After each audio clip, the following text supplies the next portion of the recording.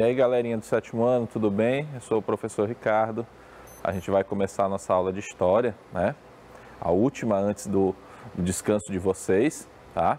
E a gente vai falar sobre a chegada dos europeus à América, tá? Vamos retomar aqui o que a gente viu até agora, né? Nas últimas aulas. A gente falou sobre a expansão marítima europeia, né? A gente falou sobre os motivos, né, que levaram os europeus a se lançarem ao mar, né? O que é que eles buscavam, que eram as especiarias, né? E aí a gente vai falar hoje sobre uma das consequências dessa expansão marítima, que é a chegada desses europeus ao continente americano, tá? Que até aquele momento era desconhecido, tá? Como o continente americano ficou separado do restante, né, do mundo por conta dos oceanos, da dificuldade de acesso, né? E aí somente no século XV que ele vai ser redescoberto, né? A gente pode falar dessa forma, tá bom? Então hoje a aula é sobre a chegada dos europeus à América. Vamos lá prestar atenção para a gente entender como foi esse processo, tá bom? Antes dessa chegada dos europeus à América, vamos aqui falar um pouquinho sobre como foi essa aventura dos portugueses na África, né? Porque quando a gente falou na última aula, né, daquelas navegações portuguesas que eles circunnavegaram, né, o continente africano para chegar até as Índias, né? E a gente falou pouco sobre como foi essa exploração do continente africano pelos portugueses, tá? Eles chamam de périplo africano, tá bom? Então vamos lá. Como é que os portugueses exploraram a África? Então depois que eles passaram o Bojador, lembra que a gente falou que o Bojador era aquele ponto que eles acreditavam que era o limite, né? Dali em diante nunca tinham navegado, que eles até acreditavam que seria o fim do mundo, né? Era o tal do abismo que se eles ultrapassassem, eles iam cair com as embarcações. Então, depois daquela travessia, né, eles chegaram a essa ilha de Arquim, e aí eles transformam essa ilha de Arquim num posto comercial. Isso é muito importante que vocês entendam. A costa litorânea da África, ela vai ser toda navegada pelos portugueses. E aí os portugueses eles começam a transformar alguns desses pontos dessa costa em pontos comerciais.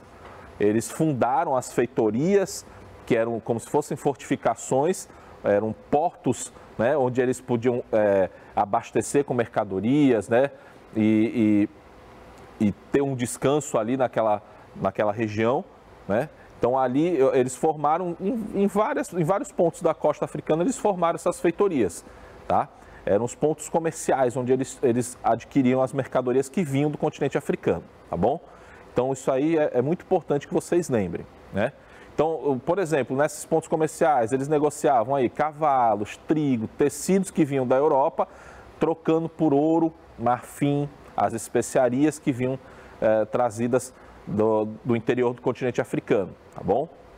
Então, eles começam também a explorar os rios, né? Então, quando eles chegavam a um ponto ali do litoral que eles viam que tinham o rio que eles pudessem navegar, então eles adentravam o território através desses rios, né? Por exemplo, o Rio Senegal, né? Chegavam os arquipélagos de Cabo Verde, né? Da Guiné, que são muito importantes, que viraram pontos de colonização dos portugueses, tá certo? E aí eles passaram, além de cobiçar, isso também que é muito importante, além de cobiçar essas mercadorias como ouro, marfim e as especiarias, eles começaram a cobiçar um outro produto, que era o ser humano, tá bom? O próprio negro da Guiné se transforma em um produto, né? Os escravizados, eles passaram a ser negociados durante esse processo todo de expansão e eram uma mercadoria, né, de alto valor para os portugueses, ok? Então veja aí nesse mapa, para vocês terem uma ideia de algumas navegações que foram feitas, né, pelos portugueses. Então a linha aí vermelha, que é a do Bartolomeu Dias, né, você vê ele circunnavegando o litoral africano, né? A do Vasco da Gama, você percebe aí que essa mais amarelada, como ele já se distancia um pouco mais do litoral africano, que era uma das orientações, né, para quem fosse fazer essa navegação, se afastar mais, porque a água era um pouco mais tranquila. E aí você vê que ele já chega bem próximo ali continente americano, tá bom? E aí você tem a navegação já do Pedro Álvares Cabral, que é a que vai direto ao continente americano, né? Ao Brasil, e aí depois ele vai rumo às Índias, tá certo? Já já nós vamos falar do Cabral também, né? Da chegada dos portugueses aqui na América, tá? Então, ó, continuando lá, a Alta Guiné era um núcleo de obtenção de seres humanos escravizados, tá? Se usavam as rotas tradicionais africanas para essa exploração do interior do continente, certo? Como eu disse, você navegava pelos rios que já eram conhecidos, né, por eles, que eram rotas tradicionais, e ali você ia explorando o que pudesse trazer alguma riqueza. Lembra do contexto do mercantilismo, né? Era explorar o território, saber o que tinha de mercadoria valiosa para poder negociar no comércio, tá bom? Então, lá em 1471, os portugueses chegaram a Mina, que era conhecida como a Costa do Ouro, tá? A região de Gana, hoje atual Gana, né? E aí onde eles ergueram uma fortaleza, ainda hoje existe, né? Esse castelo lá de São Jorge da Mina, que hoje é chamado de Elmira só, tá? E lá onde era o lugar onde mais se negociava esse ouro e os escravos, tá certo? Ali é uma imagem que é atual, tá? Dessa fortificação, dessa fortaleza portuguesa que foi erguida lá no século XV, né, quando eles começaram esse processo de expansão marítima, tá bom? Agora sim nós vamos passar para as navegações espanholas, como é que foram? A Espanha se transforma em uma grande concorrente dos portugueses, tá certo? Nesse processo de expansão marítima. Então a gente vai falar um pouquinho sobre como foi essa expansão marítima espanhola, né, essas navegações espanholas, que é os espanhóis que chegam primeiro ao continente americano, tá bom? Ainda que sem ter a certeza de que era o continente americano, como foi o caso do Colombo, a gente vai já ver, né? Quem inicia esse processo, né? Como é que foi o início dessas navegações espanholas, né? Começa com o Cristóvão Colombo, tá? O Cristóvão Colombo, ele tenta inicialmente vender a ideia dele, né, de navegar para o ocidente para chegar às Índias, né? Ele tenta vender para os portugueses, para o rei português, Dom João III, se eu não me engano. Só que o Dom João III não aceitou. Ele não aceita, né? Achava que era uma rota muito complicada, né? E aí o Cristóvão Colombo oferece, né, esse projeto aos reis espanhóis, né? O Fernando de Aragão, lá, Isabel de Castela. E aí eles aceitam o projeto, tá bom? Aceitam. Dão lá 3 navios para o Colombo para ele fazer essa navegação indo para o ocidente, né? Então, qual é a diferença aqui? Você tem a expansão marítima portuguesa, eles navegando, né, ao sul pelo continente africano para poder chegar à Índia. O processo de navegação do Cristóvão Colombo é diferente, porque ele já tinha a teoria dele da esfericidade da Terra, que a Terra era redonda. Não era uma teoria muito comum na época, né? Ele retomou uma ideia, né? Um conhecimento lá da antiguidade, tá? Que a Terra era redonda, tá bom? Então, durante a Idade Média toda e até aquele momento, as pessoas ainda tinham a crença de que a Terra era achatada, que não era redonda, era como se fosse uma pizza, tá? E aí a Terra era plana. E o Cristóvão Colombo, ele vende essa ideia de que se ele navegasse para o Ocidente, saindo daqui da Espanha, eu vou navegar para o Ocidente. Como ele não tinha conhecimento do continente americano, ele ia dar uma volta ao mundo e chegaria à Índia, né? Sem ter que passar pela África. Então essa era a ideia dele. Foi aceita pelos espanhóis e aí ele começou a navegação dele, tá bom? Baseado nessa teoria da esfericidade da Terra, que a Terra era redonda, tá? Então vamos lá, ó. 2 meses depois de navegação, o Colombo ele chega à terra firme, né? Então ele chega àquelas ilhas onde a gente chama atualmente de Bahamas, né? Na América Central. Ali ele acredita que chegou à Índia, né?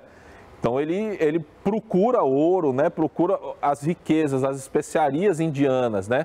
Os governantes indianos, que ele via lá das histórias do Marco Polo. Então ele procura essas riquezas todos, esses governantes, só que ele não encontra, tá?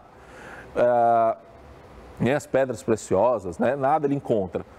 O que acontece? O Cristóvão Colombo ele retorna para a Espanha ele ainda, vamos dizer assim, ele ainda tinha um crédito com os monarcas espanhóis. Então ele volta ainda, faz 4 viagens até a América, trazendo alguns produtos que ele encontrava lá, mas nada que, né, gerasse qualquer riqueza, nada perto do que os espanhóis esperavam, né, chegando às Índias, né? Quando, por conta de brigas com nobres, ele acaba até ganhando títulos, né, de nobreza, o Cristóvão Colombo, depois é retirado dele. Enfim, o Cristóvão Colombo, ele nunca acreditou que ele estava chegando num novo continente. Esse foi o grande problema. Ele sempre que viajava para a América, ele achava que estava indo de fato para as Índias. Então, essa região toda da América Central, ele vai navegar aquilo ali tudinho pensando que está na Índia. E ele não estava na Índia, né? Ele estava na América. Quem vai realmente depois fazer essa navegação já desconfiado de que aquilo ali era um continente novo, diferente, né? Que ele não estava na Ásia, ele não estava na Índia, coisa nenhuma, aquilo ali era um território novo, era o Américo Vespúcio, daí o nome do nosso continente ser América em vez de ser Colômbia, por exemplo, né? Já que o Colombo foi o primeiro que chegou, né? Mas só que ele nunca reconheceu isso. Aliás, o Colombo ele acaba falecendo sem riqueza nenhuma, empobrecido, né? Esquecido, tá? Enquanto isso, o Américo Vespúcio ganha toda a fama, porque ele, de fato, ele divulgou que se tratava de um novo continente, né? Ele que foi o responsável por provar que se tratava de um novo continente, tá bom? Então, aí ao lado tem a imagem do Américo Vespúcio, tá? Então, aí são as viagens do Cristóvão Colombo. Observe aí no mapa, ele saindo lá da Espanha. Então, ele faz quatro viagens, né, para a América. E ali você vê a rota que ele navegou, tá bom? Sempre ali naquela região da América Central. Uma das coisas que a gente pode dizer que foi responsabilidade do Cristóvão Colombo é a denominação que nós damos aos nativos americanos. Então, a gente chama os nativos americanos de índios porque o Cristóvão Colombo, quando chegou aqui, acreditava que ele estava chegando à Índia, que era o destino dele. Então, ele chama os nativos de índios, mas, na verdade, não se tratavam de índios, tá bom? A gente chama, hoje, até hoje, a gente ainda usa o termo índio para se tratar dos nativos americanos por conta dessa concepção do Cristóvão Colombo equivocada, tá certo? Então, vamos lá, ó. Aqui, ó. Afinal de contas, a Terra, ainda sobre essas navegações espanholas, afinal de contas, a Terra era redonda ou não, né? Claro que era. O Fernão de Magalhães, ele foi responsável por provar essa teoria, tá? De que a Terra de fato era redonda, sim. E ele foi contratado também pelos monarcas espanhóis, ele fez essa navegação, a primeira de viagem em torno do mundo. E ali fica comprovado, lá em 1519, fica comprovado que de fato a Terra era uma esfera, ela era redonda, que se você saísse de um ponto aqui, como ele fez, da Espanha, né, e navegasse, né, para o ocidente, a oeste, sem parar, né? Lógico, sem parar não, né? Parando, porque era impossível, né? As navegações demoravam muito tempo, precisava reabastecer. Mas eles circunnavegando, né? Durante muito tempo, ele chegaria novamente ao ponto de partida dele, porque a Terra era redonda. Então, o Fernão de Magalhães é o responsável pela comprovação dessa teoria, tá bom? A viagem dele não foi ele que concluiu essa viagem em volta da Terra, tá bom? Foi o Sebastião Delcano que acompanhava ele. Tá? Ele acabou falecendo muito antes ainda de completar a viagem, 1522. Foi o Delcano que comprovou a esfericidade da Terra, tá bom? Então, sim, meu filho, a Terra é redonda, sim. Se tiver gente dizendo que não é, é mentira, tá?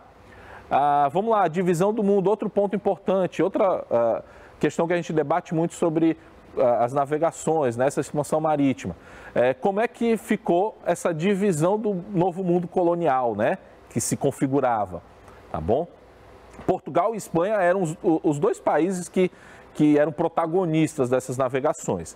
Então, chega um momento em que precisa ter uma intervenção, e essa intervenção era do Papa, porque ainda a figura do Papa era muito importante, né, na época.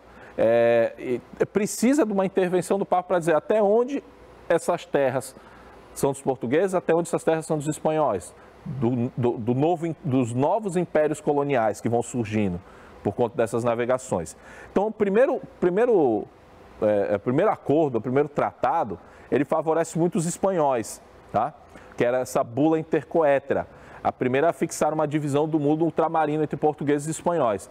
Nessa divisão, que é aquela linhazinha vermelha ali, no mapa que está aí do lado. Então, nessa divisão, você percebe que o que ficava à direita era dos portugueses, ou seja, quase nada. Era só na divisão da América, né?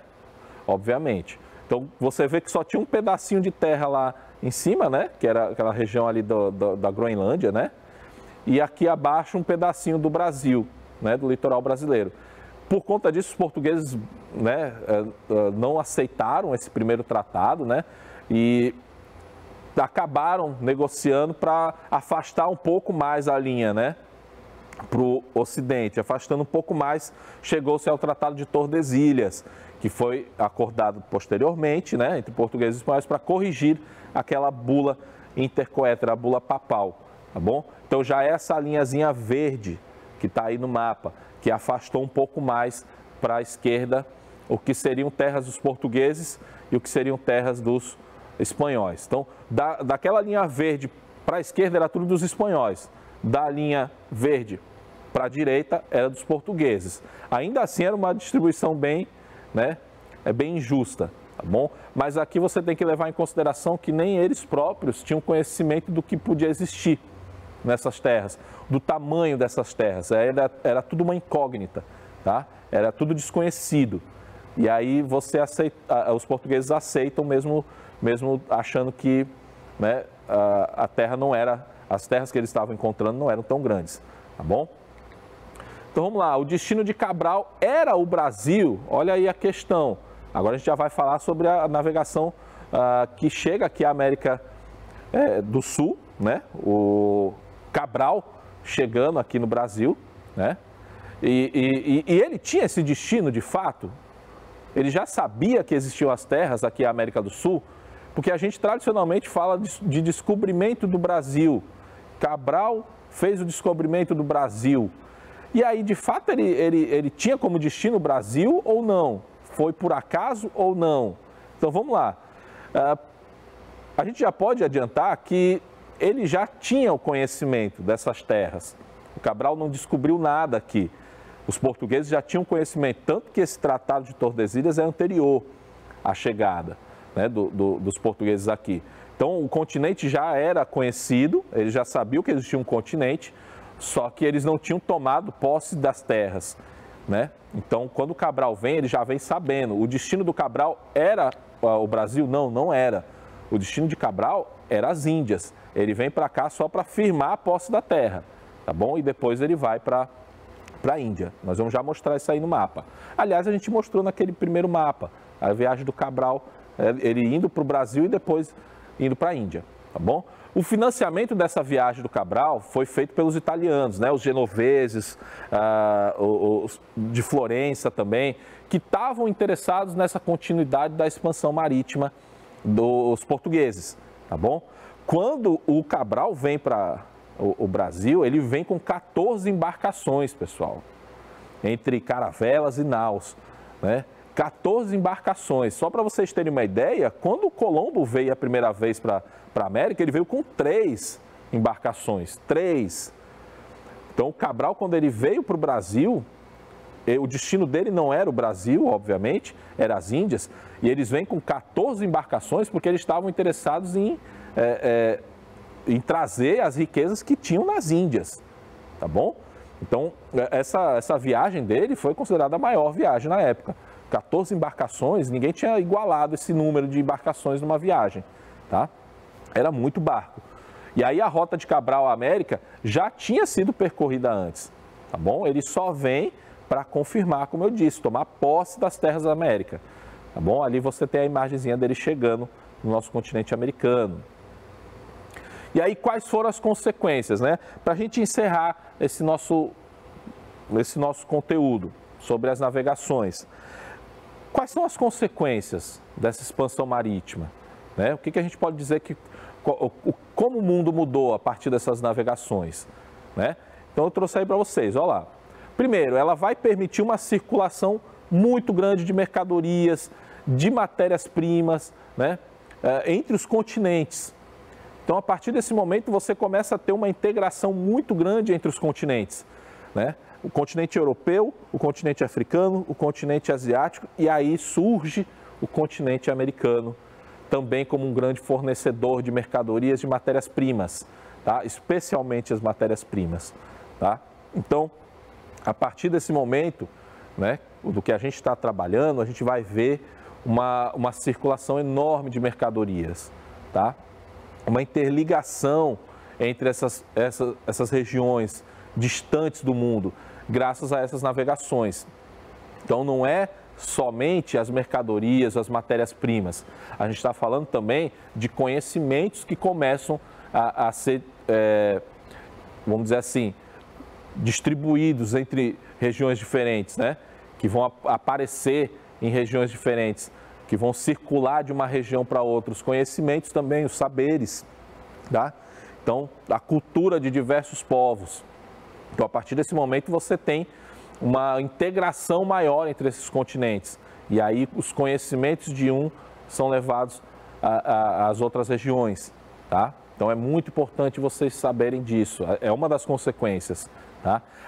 Tem gente que costuma mesmo dizer que essa expansão, esse processo de expansão marítima é o início da nossa globalização, o que hoje a gente chama de globalização, porque ali começa a se integrar regiões que eram isoladas, né? Que viviam isoladas, como a América, como a Ásia, como a África.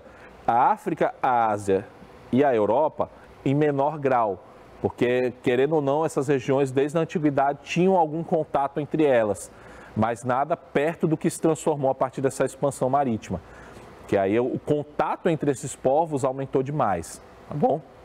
Outra coisa, o Oceano Atlântico, ele passa a ser um elo de ligação entre o velho e o novo mundo. Então, aquele oceano que era visto com um temor muito grande pelos navegantes, que era um mar que não se navegava de jeito nenhum, né? Que era o mar tenebroso, que eles chamavam, né? Que eles tinham o temor de navegar, ele vai se transformar a partir desse momento num elo de ligação entre o novo mundo, que é a América, e o velho mundo, que é a Europa, tá bom? Então, ele passa a ser esse elo de ligação, ok?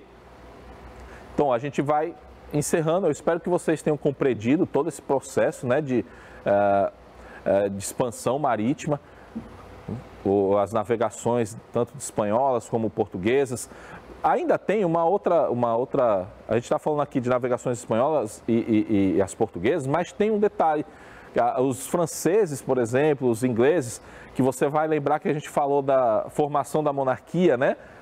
Os portugueses e os espanhóis, mas também tem os ingleses e os franceses que formam suas monarquias, eles também estão dentro desse processo de expansão marítima, tá certo? Não esqueça disso, tá? Eles também fazem parte desse processo. Aliás, eles acabavam questionando muito aquela divisão, né, feita lá pela igreja no Tratado de Tordesilhas, dividindo o mundo entre portugueses e espanhóis.